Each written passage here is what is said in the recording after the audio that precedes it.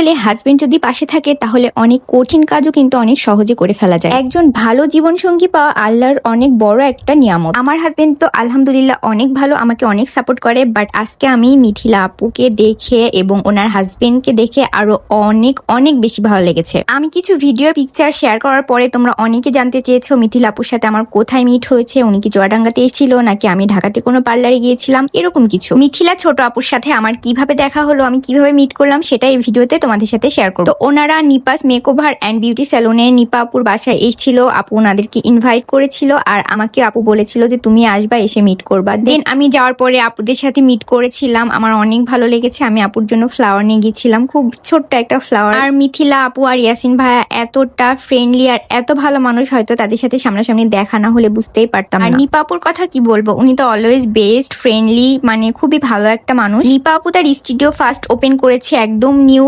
তারপরেও এর মধ্যে আলহামদুলিল্লাহ অনেক ভালো রেসপন্স পেয়েছে। আর আপুর ইচ্ছা ছিল বাইরের কোনো মডেলকে নিয়ে এসে শুট করানো তার স্টুডিওতে, আল্লাহ তার মনের ইচ্ছাটা পূরণ করেছে। আর আপুর হাতের কাজ এত ভালো, আমি আপুর কাজ এই ফার্স্ট হচ্ছে সামনাসামনি দেখলাম। আসলে সে আমাকে ওপেনিং এ ডেকেছিল এই জন্য না, আমি অনেস্টলি বলছি, আমি সামনে থেকে তার মেকআপ বা তার ফিনিশিং কাজ দেখে আমি আসলে অনেক অবাক হয়েছি।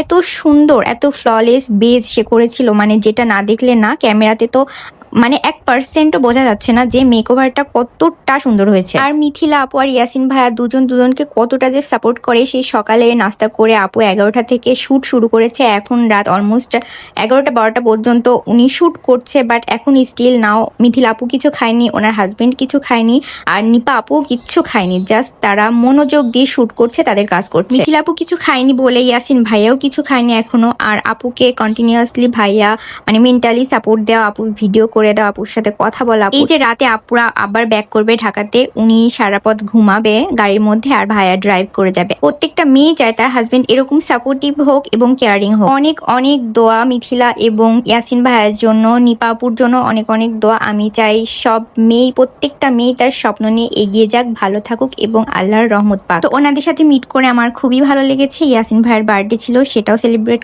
করা হয়েছে। তো এই ছিল আজকে আমার ব্লগ। সবাই ভালো থাকবেন, আল্লাহ হাফেজ।